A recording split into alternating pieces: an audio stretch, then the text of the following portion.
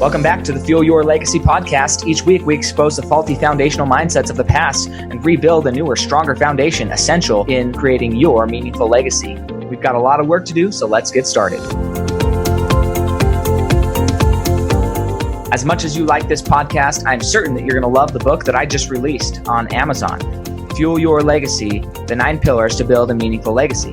I wrote this to share with you the experiences that I had while I was identifying my identity, how I began to create my meaningful legacy, and how you can create yours. You're going to find this book on Kindle, Amazon, and as always on my website, samknickerbocker.com. Welcome back to Fuel Your Legacy. Today we have a very interesting, exciting guest. Some things that I love when I search for people to be on my podcast is people from different industries, different life experiences.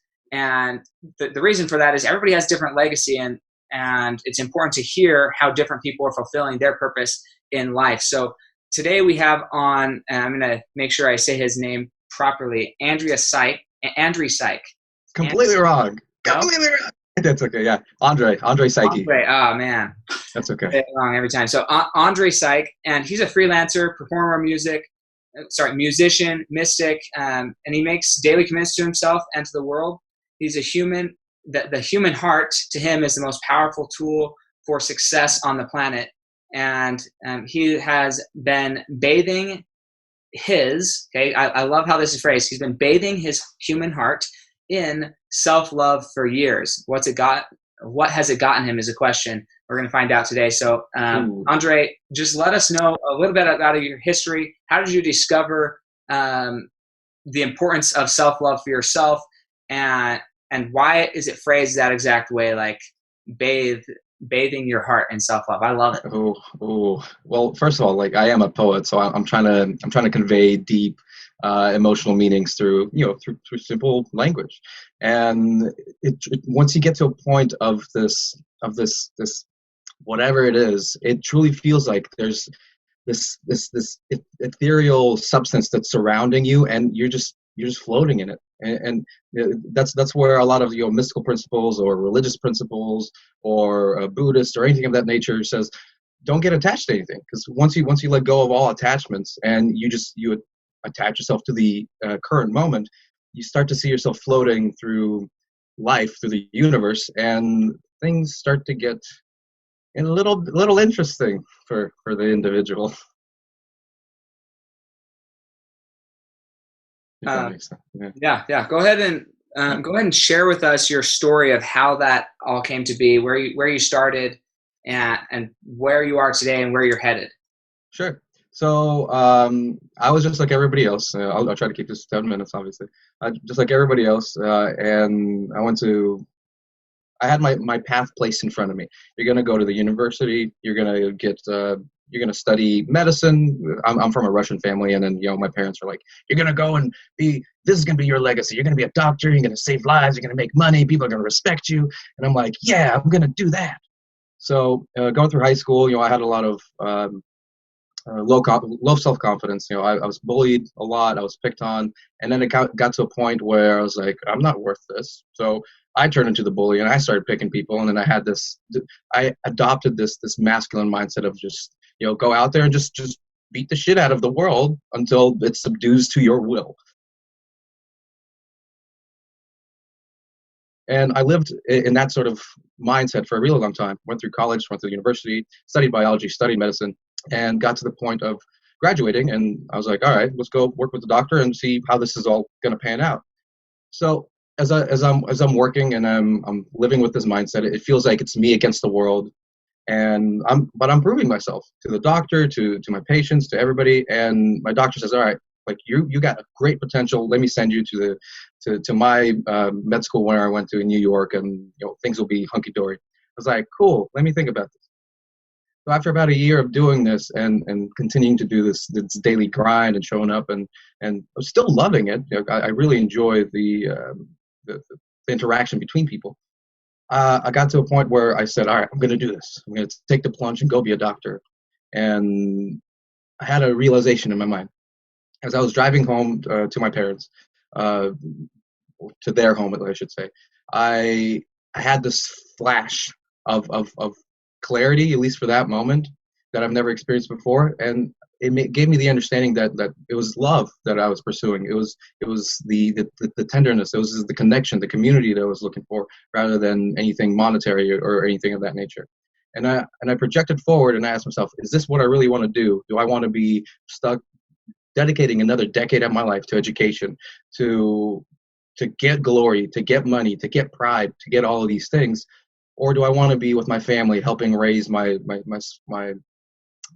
young step half sister, be with my mom, be with my dad, be with my brother, and actually see how their life progress throughout this decade? And to me, it just hit me right in the heart. That was the first moment where I allowed love to take over, and I said, you know what? I don't want to give up this once in a lifetime moment for something prestigious like a title or a paycheck. So I was coming home to tell them that I was gonna leave for New York in the next couple of weeks, and instead I was like, listen, I'm gonna quit my job. I'm gonna leave my apartment. I'm gonna leave everything behind, and I'm gonna come and help my mom. She runs her own custom manufacturing business, to go and help you with the business. So this is a perfect time because my stepdad died, and she was just really struggling. So I came in, I started learning how to work with my hands, actually started using my knowledge as hands-on knowledge, and create things on the spot. And at this moment, I was helping. It was already a functioning business. She was just struggling. So money wasn't necessarily a problem there. I would just go out there. I learned sales. I learned networking, customer relationships, all that stuff. And I went out and just did my job. Basically, almost took the business over from her and became her protege. So what happened is I started creating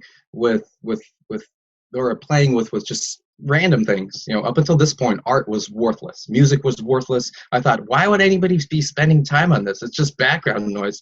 I listened to a lot of techno just to get me pumped about doing whatever the flip I was doing that I found useful. And I had this moment of transformation. I was running my CNC router to engrave some sort of image, and boom, just lightning just hit me.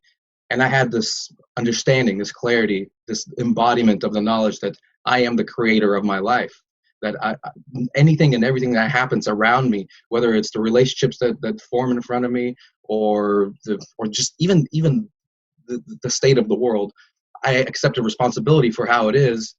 And from that moment on, I was like, okay, I can't sleep on this information. I can't put out the fire of my spirit in this moment, and I have to go and express myself fully. So that moment, that realization allowed me to just go into painting, go into poetry, go into music, go into dancing, go into acting, go into all these ways of expression, because I understood it to be deeper than just that expression. I understood it to be the creation of the individual that would participate in the world to then create ripples of effects that happen between, connections of other people. And then it's like the butterfly effect. One good deed leads to another good deed, leads to another good deed, and then before you know it, boom, the world is a much happier place in that sense. So once that hit me, I just couldn't sit back and stop creating excuses. Dove into meditation, dove into spirituality, dove into health. Health is the greatest key to freedom. If you don't have health, you can't do anything, no matter how much desire or passion you might have. So I started cleaning out my world. I started cleaning out my body to show up ready for anything, and very slowly, through a lot of disciplined work and late nights and early mornings, I find myself here and just in a completely transformed life where love has found me personally, as to just accept myself for who I am, for anything that might happen inside of me. I don't bottle up anything anymore. As you can see, these are all my emotions on all of my things here, and I've come to a place that feels like just almost like emptiness, like a zen spot where I'm in the center of I'm in the eye of the hurricane, and from there I can make much better judgments about where I can go and where I can lead other people to find their own peace. Hopefully that was good. Oh, that's awesome. No, I love it. There's so much here that is, I think, crucial to it. It's fascinating actually to hear your experience compared to my experience while ending in a very similar position. So one thing that I found interesting if you've listened to the podcast, then you'll hear lots of different stories. I find a lot of people end up in this place of love, but we all have different paths to get there. And for me, I would say my path was more, I mean, there's a lot of similarities, but there's also a lot of differences. So things that were similar that I recognize inside of myself. I'm the 7th of 11 kids, was raised in an abusive home, mentally, physically, verbally, all those forms of abuse. Thankfully, no sexual abuse that I experienced. I'm grateful to report that, but ultimately I don't blame anybody in my household for what happened. In fact, there's just a lot of compassion there, but there was a point in my life where you described it as, hey, I'm not worth this abuse from others or this bullying, so I'm going to become the bullier, right? For me, that same result happened, but instead of me saying I'm not worth it, in my mind, and keep in mind, this is all my self-aggrandizing perception of what was going on when I was, 10, 11, 12, 13 years old. But I thought, well, if this is the extrinsic bullier of all of the group, well, if I take the leadership role and make sure that they do what they're doing, then I will abuse my family less than the other abuser, and then things will be better because there will be less abuse. Even though I'm the one now inflicting the pain versus the other person, I will do it better and more controlled than this person. This was myself. This is what I believed about myself, right? Not necessarily true. And it took me to have my oldest, well, not oldest, but one of my older brothers come in and actually show me, hold me down in a physically restrictive position, until I calmed down, because I was freaking out when he was getting his grip on me. And then he just explained, hey, this is how people feel emotionally when you walk into the room. The tension. Oh, that's powerful. And I was like, what? I'm saving you. In my mind, I'm the savior and you feel oppressed. What the heck? But it took me a while for the penny to drop and for me to start seeing and start looking at it from a different perspective and seeing all the damage I had caused by me being oppressive. And it's interesting because most of us grew up with having this person who we felt was betraying us, but we never really felt because we were born, I'm the 7th of 11, so my younger siblings, we were born into an abusive situation. So we didn't really know anything different. But it is different when you see somebody who you thought was your ally become the abuser. That's a whole nother part of trauma that was lost on me for a while. But as I started to see it was really interesting. So that's one thing that I think is so crucial for us to understand and for us to ask ourselves, where are we doing that? The reality is Andrey probably still does aspects of that in his life because they're old habits. I still do it in my life sometimes until I recognize, oh, I'm doing that habit again. I don't like that habit. And then I have to go say sorry and say, okay, I'm not doing that anymore. That happens. The one thing that is interesting, though, is that love is the goal. For me, love was the goal to even for my siblings, the ones that I ended up being the oppressor for, love was ultimately the goal. I wanted to help them not be abused as much, And when you recognize love was the goal, things changed in your life about what you were chasing. I'm curious about this one question. When you say don't be attached to things, but attached to the current moment, where did you experience or learn that type of phrasing or experience? What led you to that experience of, look, I'm not going to attach to anything physical. I'm just going to attach to present. So, for the longest time, like I said, I jump into a lot of meditative practices, and as I was experiencing these shifts of myself, of my energy, coming from a scientific perspective of being an atheist, I needed language that could describe what I was going through. So I was like, all right, here's the things that I've been experiencing. What is out there that can put some words to it? So I started diving into, Buddhism, Hinduism, mysticism, Hermeticism, just a lot of different things that have been around for a really long time. And Buddhism is one of the things that really grabbed me early on with that quote. Buddha said attachment leads to suffering. And for a while you can mull it over and it's like, what does that even mean? And there's a story where he says, all right, you have a vase and you love this vase. If you're attached to this vase, when the vase breaks, you're gonna feel a severing, and you're gonna feel pain because you've been attached to this vase. But if you live every day as if the vase was already broken, then every moment you spend with that vase is gonna be filled with pure love. And the day that it gets broken, which it eventually will, you don't feel that loss because it's been broken all along, if that makes sense. So so that idea, I practiced it heavily. Like when I was starting to I remember there was this moment that I flipped 180, and I could even see myself looking back at myself, and I was like, how the flip did I get here? How I can see that man, I can see that person right there, but I'm not that man. I can see a clear distinction between these 2 points, and it happened right here. And I remember practicing this, and I had a girlfriend at the time, a brand new one just came along, and I even told her the same thing. I love you, not attached to you. If you ever want to leave, like, please do. And this is completely backwards from how I was the first relationship, even second relationship, because I was so attached, so much codependency. It's like, you can't leave. You must be with me. I don't want you to go out there. I don't want to lose you.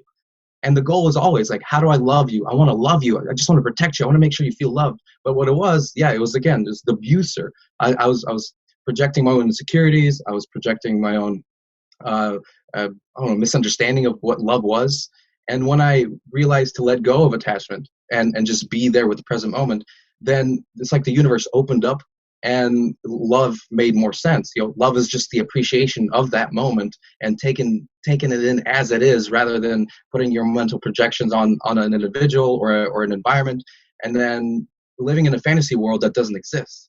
If you can let go of attachments, you can be present and actually see for what it is. And from that, oh my gosh, you can start creating just unimaginable portraits with your life.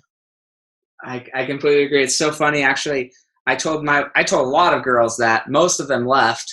My wife didn't, though, so thank goodness. But yeah, she's my wife now. But yeah, that statement, she felt a lot of insecurity when I told her that. Like, look, this isn't meant to be rude. I was literally on a client call just before this, and the same thing. The client is thinking about working with me, and as a business partner, I was like, look, I don't need you to work with me. I want you to. I'd love to help you. I'd love to help you and your family succeed. But like, if you come work with me, that's great. If you don't, my family still eats. My family still drinks. My family still has a house over the head. Like, I don't need you for me to make money. Now, I'd love to help you make money, in which case I will make money, right? Mm-hmm. But I don't need you here. And that concept is it is opposite. It's opposite because those people you're telling that to, they have the insecurities that they need you. And so they're like, oh crap. Well, if he doesn't need me, why is he going to stick around in an environment where I need him? So that concept, I would highly encourage you to consider as a listener, what exactly are you holding on to that you need that would be better off if you let go? And another thing that you said there that's fascinating to me is, as an atheist. So for me, I'm a deeply religious person. And that being said, I view all religious narratives, right? Because religion is different than theism in my mind, but it's like ritualistic, right? Religion is for rituals. And in that situation, the same thing is necessary. What is the narrative that you're going to use to describe your experiences, right? Because I think that's what all religious texts were about. That's what everything was about, is they had a narrative that they felt, hey, if we share our experience in this narrative, it's an easy, understandable, at least gives people the basics of what's going on. If they want more information, they need to get connected with themselves or the spirit or God or the creator or whatever. But the end goal is the same, right? I am a member of the Church of Jesus Christ of Latter-day Saints, and one of the, I would say, the key teachings that is doctrinally in the church but I would say very rarely practiced by its members, okay, is the idea of creation. Like it's taught into the doctrine of the religion that you're a creator, your ultimate objective is to become a creator, and this is a training ground. Like that is the doctrine. If there was like one overarching, that's the whole point of this universe, that's the overarching point of it. They call it the plan of happiness, plan of salvation, whatever. But point being, helping people get to the point where not only do they know, right, because we have this language that we're taught from a young age that you're a creator and it's up to you to be the creator of your universe, but to actually put into practice it. And so I love that you found that you are, and the way to do that is to unattach yourself from everything. And it's like the simplicity is the ultimate sophistication, because the more unattached you are, it's almost like the more connection you feel with everything. So the less attached you are, the more connected you become, which is, it's this fascinating, seemingly paradoxical thing, but it's not at all. The other thing I want you to speak to here, because this is different than my situation. So for me to come to a lot of these enlightenments in myself and observations of myself, I had to put in a lot of effort, a lot of work.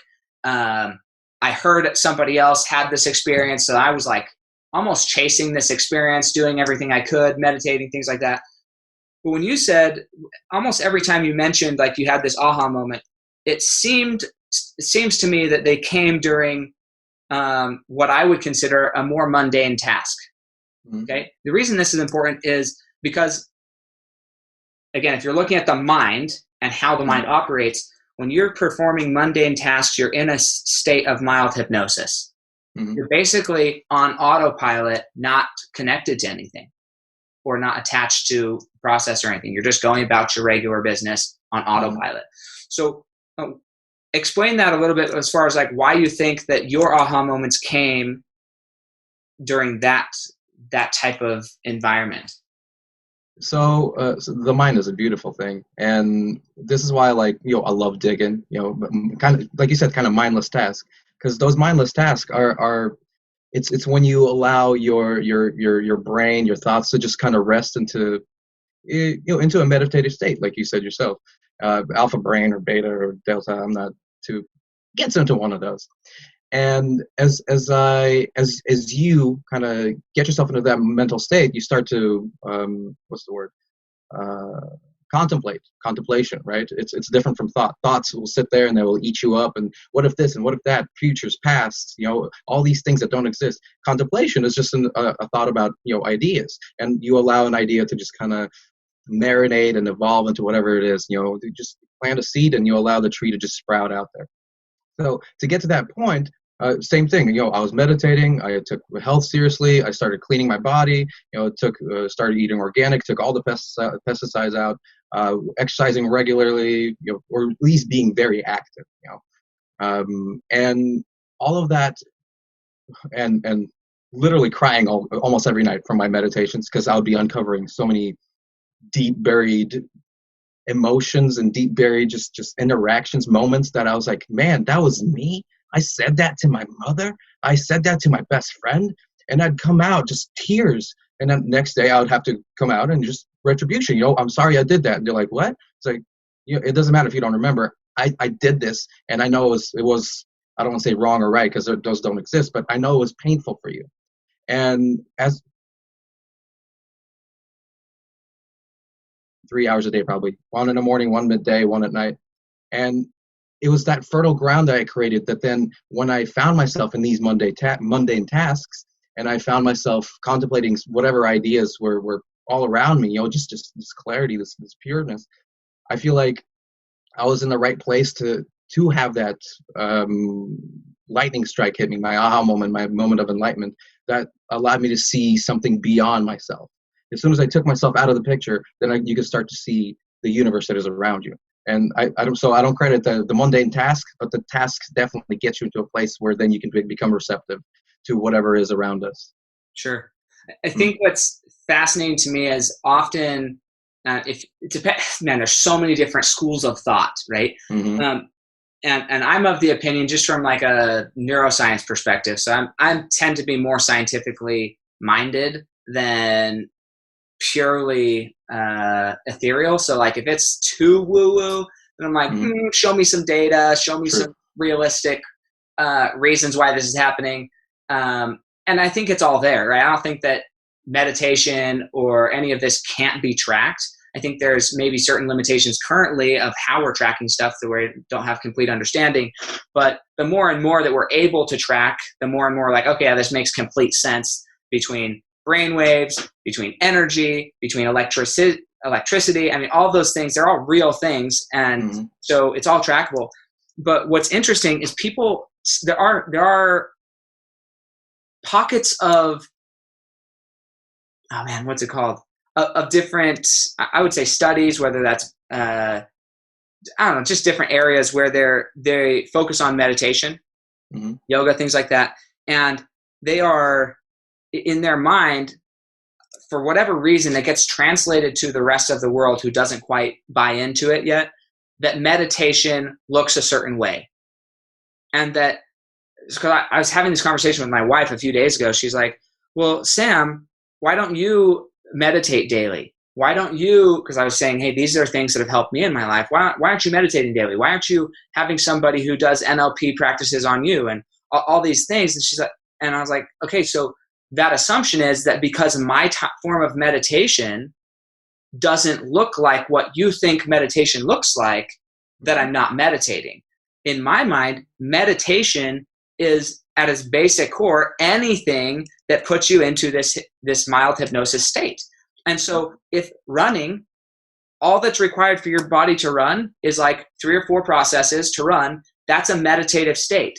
Even if all you're doing is just you're running through your lifting routine, or you're running through your driving routine, whatever, those are all meditative states that you can be in. So don't mistake and think that the only way to meditate is to find a dark, quiet room. Maybe meditation is playing the drums. Maybe meditation is listening to techno music, right? Whatever it is that's so habitual in your life that it doesn't require active thought is meditation.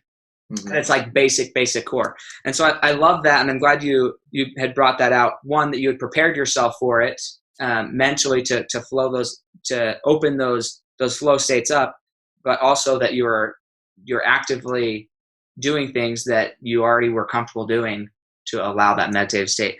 So one more thing here that I just want you to speak to. I don't know what's going to come out here, but I'm just interested in it. You had said, when you were talking about a peaceful emptiness, okay? So there's so many people, I deal a lot with single mothers or parents in general, and they feel empty inside. They feel like they're so busy in life trying to help everybody else, trying to work for everybody else, that they would say they feel empty. My belief is they're based on this statement, right? So this is me first really contemplating this analogy. So I'm formulating in my mind as I'm speaking. But that's good. I don't think they're really empty. If you're having stress, if you're having fear, if you feel empty, you're not empty. There's something that you feel a lack of. The peaceful emptiness comes from the lack of connection. The lack of attachment to what's going on. And that's when you truly are able to empty any attachment. That's when you're empty. And that's also, in my mind, using these words, I've never used these words to describe this feeling though, but that is the ultimate peaceful state. That is the nirvana. That is the look, I'm not attached to anything. I don't have an outcome that I'm attached to. That doesn't mean I don't have goals. That doesn't mean I don't have objectives. I'm just not attached to XYZ outcome. Speak to that for a second, like the kind of contrast between, I don't know, at this point now in the conversation, it's attachment and connection and emptiness. So speak to that for a second. Okay. So I completely definitely agree with what you're saying. And when somebody's feeling the way and they feel like they're empty, they're actually full of other people's garbage, basically, right? And they're empty of their own desires. They're not following their own heart. So in this scenario, I guess I wanted to take this into a little bit of philosophy. So I don't know if you've ever read Friedrich Nietzsche or just even had an understanding of him, but he has he talks that every individual has three stages of life. You're either the camel, in today's terms, like the sheep, the lion, or the baby, or the child. So the camel, he goes out there and he goes to the world. He just lives doing normal mundane tasks of whatever it may be. Just go to work, have kids, buy things, whatever it is. And it's a life, right? If you want to choose that, if you want to live that life, it's also a life. Like every life is worth living. There's no right and there's no wrong. If you get to the point and start questioning that, it's like, wait, what am I really doing here? You get to the point of a lion, and the job of a lion, the second stage, is to find all the thou shalts. And those thou shalts are attached to a dragon. Each scale has thou shalt love your mother, thou shalt listen to your boss, thou shalt whatever, anything that we've been programmed to believe. This dragon has them on every scale, and the job of a lion is to come in there and rip every scale off, every single one. And the moment, and this is going to take a long time, the moment that you've inspected every single contract that you've signed, willingly or unwillingly, and you inspect it and say, all right, put this down. You get to a point of this nothingness, of this emptiness. Now life has no meaning. Now life has no objective. It has nothing that you need to do or need to abide by. And a lot of people can find this spot as scary, because it's almost like death, because it is death. It's the personal death. It's the death of a personality, of the ego. That's why most people will not go there. They're afraid of death. But if you find yourself there, there's two kinds of people. One will go into nihilistic terms. It's like, oh, there's no point. Fuck it. And the other people are like, oh, there's no point. I get to create the point. If you get to that point, now you're the child. Now you have the understanding of, if this is all just a huge playground, what do I want to fill it with? I'll fill it with these sort of relationships. I'll fill it with this sort of work. I'll fill it with this sort of government. I'll fill it with this, anything and everything, until you're just completely satisfied. So that's why I want to piggyback to the death part. Like, personally, man, I love death so much. I think death is the most beautiful, misunderstood thing that we share into the world, and everybody's so afraid of the unknown. But the unknown is the most beautiful part. We can sit here and conceive, what can it be, what will it be? But if you find yourself in love with death, if you find yourself not running toward it, but looking forward to the encounter of this event that only happens once in a lifetime, you give yourself the permission to live every single day, because now you're like, all right, well, that's going to come, and I'm going to look forward to that. What am I going to do until I get there, to the point of getting there? And if you're not afraid of death, every single day you'd be like, well, I can take a risk. What's the worst that can happen? Death. I'm looking forward to that. So at least personally for me, that was initially what got me there, just understanding of death a little bit better, and then starting creating the life that I wanted to live. That's beautiful. I love it. That another friend of mine, he regarding death, he describes depression and anxiety or suicidal thoughts. He says, look, you are suicidal, and that's a great thing, right? That's an indication that part of you needs to die. The part of you that is so unhappy with life, the part of you that is worried about X, Y, or Z, all of that stuff, you need to kill that. Like, you need to become a murderer of all those past lives of yourself so you can truly be present. And it's okay. This is another conversation that my wife and I have these conversations all the time, because this is where my mind is at most of the time. But we had this conversation of how I don't feel guilty for pretty much anything in life. Like, it's just like, whatever, like, that happened. Is it a little bit embarrassing? Yeah. Like, if it was brought in certain forms of light, it's a little embarrassing, but like at end result, like, I don't regret anything. Now, are there things that I wouldn't repeat, that I would hope never to do again? Totally. But when I look back, even yesterday, at things I did yesterday or this morning or 2 hours ago, right? I look back, I'm like, oh, that was weird. That wasn't even me who did that. Like, that's like, what? You mean that this body performed that action or said that thing, or like, what? That's just that's not who I am, And so my identity is not tied up in my habits or how I've unfortunately been programmed over 27 years to be, but my identity, internal identity is separate. And so I don't feel guilty about stuff that happened 10, 20 years ago. It's just like, whatever, like it happened. That's not who Samuel is. So that's just unfortunate that he acted that way at some point, or that other being did, but that guy's dead. And so many people have struggle understanding that. But if you look at any religion, we all have it built into your religious structure. The idea of repentance is nothing less than having a new view of yourself in orientation to, in Christendom, God, but you could say, if you don't believe in God, into the most perfect version of you, the ultimate creator of you. All you have is a new perspective of where you are at in relation to them. That's the definition of repentance, and changing and ultimately reorienting yourself towards progression towards a more perfect version of yourself. And so it's built into every narrative, religious, atheism, football, it doesn't matter what it is, any religious narrative, it's built into the idea of progression. And I just love that.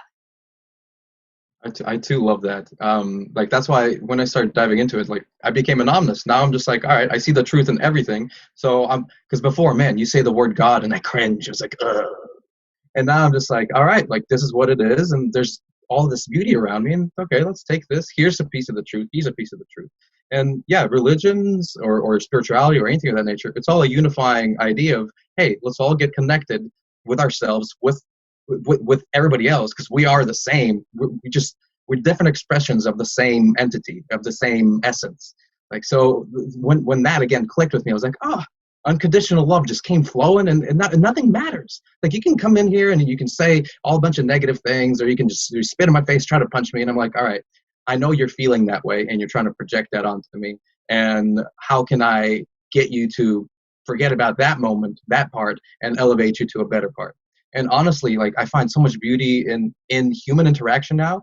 Anytime I go anywhere and just meet people, just best friends everywhere, and it's gold. And contrasting it to the very beginning of my life, I could have never imagined that. Because again, that mentality, me versus the world, it showed itself everywhere. And now it's me with the world, and it shows itself everywhere. So that really plays to the fact of, you know what, you get what you want, you get what you think about. If you want your life to change, if you want to build a legacy, if you want something beautiful to happen, you have to create that within, and then it's going to express itself without. And again, so many religions say that. What was it? As above, so below. As the universe, so the soul.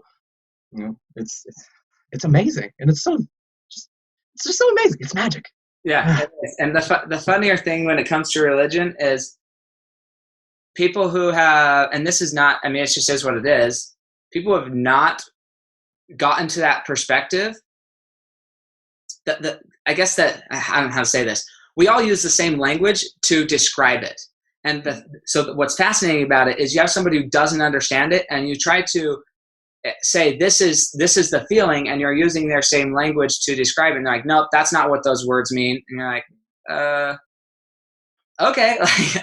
But I don't know how else you could say it. Like, this is the best language I could have, is like, I love in Christendom, right? But it happens in all of them, but the intercessory prayer where Jesus Christ is sitting there saying, hey, I want to be in you, you be in me, all of us be in God, and all be one. And people are like, oh, that means X, Y, Z or whatever. But it's like, no, literally, he just wants us all to be of the same intention, same connection, and be literally in each other. Not, anyways, once you've accomplished the feeling of we're all connected, and you understand unconditional love, that's like what he's saying is the most direct, literal way to say it. And it still goes way over people's heads. And it's funny to me. So yeah, it is what it is. I read somewhere, it's like you can't speak the truth in just blatant terms, kind of thing, because people can't accept that. That's why you have to write it in symbology. You have to write it in a language that they can personally place themselves into. That's at least where my poetry and my philosophy comes in. In philosophy, I try to write it blatant truth. I was like, here's what happens. And honestly, I've had much more positive response to the poetry book that I wrote. And it's a lot more, just like kind of like roomy, a little mysticism in there. And it's, I create a lattice of words that create imagery and sensations that then people can project their own lives onto and then see themselves in it. And I think that's what separates good art or bad art. Not saying I'm a good artist, but at least I've had good positive reflections of people saying, "Hey, I see myself in this poem." And I'm like, "Sweet, awesome." Yeah. And that's because we all share that commonality of the pain of being distanced from the source, from whether you say God or universe or our greater self, our perfect self. We have that separation here, and it's always that step up to get closer to that pureness, Absolutely. So I'm curious then, in this process, because you told us a story about you coming home, saying you're going to quit everything and do that. Tell us a story of like your biggest naysayer that you've come across, and how you learned to silence them in your mind, if not to themselves, help them see the light. Wow, that is a good question. Biggest naysayer. It's always yourself. You are your hardest critic. And I still have to say it's myself, because around me I have people that supported me, even though they wanted me to go a different direction. The moment I decided to take a step for myself and stand up for something I believed in, even though they tried to stop me, again, like family, they try to make you do something more reasonable. Why not go do something like this or like that? The same thing with friends. Why not be more reasonable? I haven't had one individual that's like, "You're crap and everything you do is wrong." I don't think I've ever had that. But people, just the community that you're part of, they always they feel like they almost own you in a way, because they've helped you grow up. They had to raise. They've known who you match their idea of who you are to that part that they already know. And the moment you decide to grow or do something different, they're like, "Wait, this isn't who you are. Don't do that. Why are you doing that?" So it was just little pebbles being thrown left and right everywhere. And even 1,000 pebbles can kill you too. So I remember that at least the first moment that I decided to put that down, I grew out my hair. Like I had my hair down to my chest basically. And I've always had it like about this length, and I start growing it out, and man, everybody's like, "You got to cut it. You're looking feminine. You look like a girl. You shouldn't do that. You look stupid. Just cut it right now." And I'm like, "No, this is who I am. This is what I want to do right now, and you will not control me." And very slowly, that little small action of taking back my personal space led to the next one, taking back my personal space. And I got to a point where literally now, anything I do, people support me, and they're like, "You know what? You've proven yourself to know what you're doing, even though we might not see your vision. You see your vision, you're executing it, and you know what? Keep it up. Keep it up." Yeah, I think it's an interesting thing. One of the books you said, "Hey, I would recommend this one," is The Four Agreements. And I think that book, I don't know, that book, The Untethered Soul, there's a few really good books about just understanding what agreements, what type of contracts, for lack of a better word, you've made in your life, and re-examining them and saying, "Okay, do I want to continue to live by this contract that I made? Well, yes or no?" And being more intentional about what you're choosing to live your life by. When you start to go take back and start putting up boundaries in your life, it is uncomfortable for people, and absolutely essential for you and them. Because what's crazy, and my book, it's called 9 Pillars to Build a Meaningful Legacy. Fuel Your Legacy, 9 Pillars to Build a Meaningful Legacy. But it's goes through and has you journal on who are the people who are your haters, are your believers, are your supporters. They're part of your team. They're part of your family. They're part of your whatever, right? And if you chase your dream and your goal, how is their life going to change for the better? And then what actions can you take for today? So it walks you through this almost meditation, in my mind, this journalistic process. And what's important about it is it's all from a state of love. It's if you are able to build your boundaries and you can show them that it's okay to take back your boundaries, then it allows them to start making those changes as well. Again, the scary part is if you're in a relationship and you start doing that and you allow that other person to do that, you may end up exiting the relationship because maybe you found out once you dropped all the pretenses and all these I should or should not, whatever, maybe you guys aren't really that compatible. Like the deep down soul of you guys isn't really that compatible. The only reason you're compatible is because you are sociologically, like society would say you're compatible because of the social constructs that you've agreed to. But if you start questioning those constructs that you may or may not want to agree to in the future, then maybe you're not compatible. And that's like a hard thing that, as you said, most people, they're too scared to go to that point of death, whether it's death with a relationship, death with severing connection with people, because they think, oh, well, I've known this kid since I was 6 years old. I don't want to stop being friends with him now that I'm 30. It's like, yeah, he's been a bad influence. And I say bad, not that it's a negative, but like not good for your ultimate objective of what you want, bad. Okay.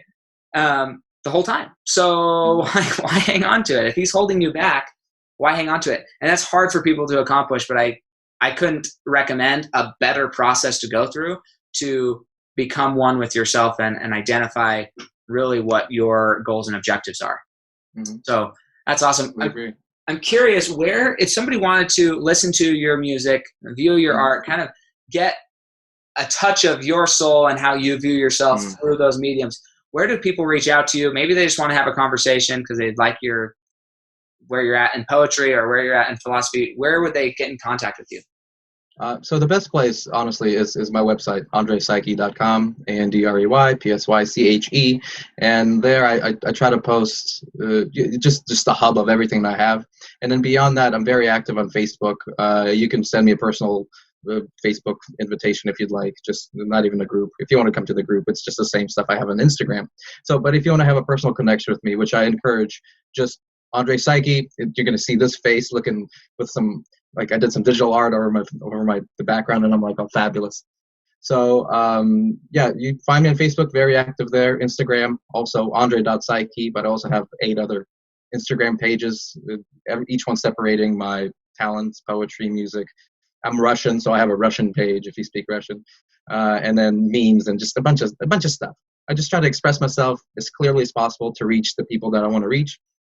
And yeah, the best place is my website, and then from there on, you can email me, and then I can give you more if you'd like. Awesome. And most of those links, if not all of them, will be in the show notes underneath. So you'll have his email, you'll have his website, and then lots of Instagram links to all of them. Do you want to go see what Russian looks like? Try and read it? Go for it. You're right. It's not the easiest language I've ever tried to read. It is not. It's like what, top 3, I think. I think Mandarin's number 1. I think Japanese, and then Russian's right up there. Russians. I will say though, honestly, I feel like Russian was easier than Polish, personally. Mm-hmm. Polish was difficult. Yeah. That was probably. So when I was serving my LDS mission, I was in Scotland and Ireland, and there's so many immigrants there for fishing and oil that I didn't learn any of them like completely fluent, but I learned like conversational, how to introduce myself and just find out how somebody was doing in Russian, Lithuanian, Latvian, Polish. That was pretty much the main ones. And then every dialect of Scottish, right? But that's beautiful, right? But yeah, Polish was tough. Like talking there, when you're reading it, and me trying to get my mouth to move the way it's supposed to move it was much harder than Russian for me. But none of it's easy. Just time, dedication, and a desire. If you have those things, you got anything. That's true. True story there. Okay, so we're going to jump into what I call legacy on rapid fire. It's 5 questions, 1 word to 1 sentence answers. Again, specifically for the first question, you got to give a sentence, because if you say yourself, I believe you, but what about yourself is what I want to know. You ready for this? All right, let's do it. Okay, so first question is, what do you believe is holding you back from reaching the next level of your legacy? What is holding me back? Nothing. Okay, awesome. And so what do you think the hardest thing you've ever had to accomplish has been? Hardest thing I've ever had to accomplish has been Um, Seeing myself for who I was. That's a tough one. What do you think your greatest success at this point in your life has been? Uh, the love that I've fostered in my heart for myself and others. Perfect. And what would you say is one secret that you believe contributes most to your success? Mm, one secret that contributes to my success. The understanding of quantum mechanics. I agree with you. Yeah, that's a deep question and answer. I know, but the reality is, at least for me, I would agree with that answer. I don't think I ever would have said that answer in that way, but I would agree with it. Like understanding quantum mechanics helps you understand. And for me, again, you're scientific-ish mind, I'm scientific-ish mind. So like understanding that enables at least me to take the steps that I needed to take to accomplish all these other things. Because before I was a skeptic, but once I saw it in quantum mechanics, I was like, done. Right, me too. That moment, I was like, wait, what a second? Like the observer principle, the wave particle duality. I was like, oh, wait, what are you saying right now? Okay. And then I took it, and then you take it into your own personal life, and then you express it, and that's what all this is. That's all what this is. Yeah, I love it. That's a great answer. So, what are 2 or 3 books you'd recommend to the Fuel Your Legacy audience? So definitely, you already mentioned one, which was the 4 Agreements. I feel like everybody's already read that, and if you haven't, please do so. Second book that I found a lot of value in was, what was that one that I said? The Way of the Superior Man by David Dida. And it doesn't have to be just a man. A woman can read it too, and there's a lot of just, I don't want to say tutorials, but there's a lot of ideas that really get you to consider the life that you've been living and what it does mean to be a better man, what it means to be a man in general, and what a woman is, and how those relationships play off each other. And another one that I want to suggest, that maybe not even a book, it's an author, and his name is Leonard. Where's this book? Leonard. I'm gonna grab this book right now.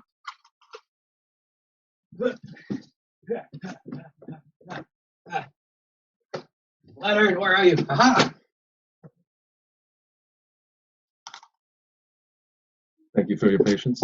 His name is Leonard Schlein, and this man is he combines like the art and the science together so beautifully that and he dives into so many different topics. I mean, this one that I have is Leonardo's brain, so the brain of Leonardo da Vinci, and then he talks about one where language versus the goddess, how language served to lift up patriarchy and kind of destroy the matriarchy kind of thing, and pull down the feminine side. So he goes into so many deep societal ideas, how we figured out time, and I'm sad that he died like 10 years ago because I wanted to talk to him. He's got lectures. He's got about 5 books. Each one of them is pure gold, if anything. And if you like science and art, creativity, just a mixture of both masculine and feminine, that's the guy to talk to through his books. Well, I'll have to look up some of his books. I haven't really heard of him before, so awesome. So here's the final question. This is my favorite question, and it's going to be really interesting based on our previous conversation. But we're going to pretend that you have died. Okay, you've actually died. Okay, and we're looking 6 generations in the future. So we're talking about your great grandchildren. They're sitting around a table. You have the ability, okay, to view that conversation, what they're talking about, what they're discussing about your life, what it meant, what you accomplished. What do you want your legacy to be 6 generations from now? Well, obviously, like, all my art, all my music, the podcast, all the words that I speak, everything is about connectedness. Everything is about understanding. Everything is about finding yourself and creating a sovereign individual. So I'm hoping that down the line, they're sitting there and they're listening to this podcast. They're like, man, Grandpa Psyche was really on it. It's like he's sitting there, preaching love and freedom. So then I'm hoping my children would teach their children to not be a reflection of who they are, but an embodiment of who that individual is. So just the upbringing of a person for their true aspects rather than our projections of who we think other people should be. And I know people who are doing this already, and I respect them greatly. I know that you can't blame your parents for not doing it because, we're all operating under our best pretenses. So I hope my legacy is that do your best, allow other people to do their best, and just love them regardless what they choose, because there is no right, there is no wrong. Every life is worth living. And if somebody chooses a life that you don't agree with, still love them, even if you have to love them from a distance. Yep, completely agree. Love it. I'm so excited for this to air, and I'm excited for my wife to listen to it because I just love having these conversations, and it's a way for her to see. Sometimes she, how do I say this? She wonders how I operate with my thought process, and it's hard for me sometimes to express that to somebody who doesn't operate at a similar mind frame. Mm-hmm. And so then that's probably one of the biggest things that I love about doing this podcast is it helps me operate in that mind frame more often. And then it helps other people have a peek, kind of a window seat into what does operation at this mind frame look like? And there's going to be probably 80% of the people who listen to it, like, these guys are off their rockers, wackos. None of this makes sense. But the 10% who are like, I wonder what that question meant. He just said, why did he say it that way? Those are the people who are going to be able to achieve the next level in their own life and impact, like you said, the butterfly effect, a few more people and bring joy and happiness, love to that next wave of people. And so I'm not chasing everybody who listens to this podcast, but the people who do get to take that window seat and are interested in thinking a little bit differently every day, improving how we think and love and bless other people's lives, that's who this podcast is for. So. And it's such a wonderful podcast. I love your questions. I love your note taking. You're really diving into really good topics, just from the beginning and just expanding it out. I love your process. It's such a beautiful experience, and to experience your brain and connect with you as well. Like, this is just candy to the soul, honestly. So thank you for doing this. Thank you for sharing this with me and everybody else. And man, I'm looking forward to tune in and seeing what else happens through your brain, because you, my friend, you got some juicy thoughts in there. Thank you. I appreciate it. I agree. Super juicy. Awesome. Hey, well, we will catch you guys next time on Fuel Your Legacy, and hope you have a wonderful day.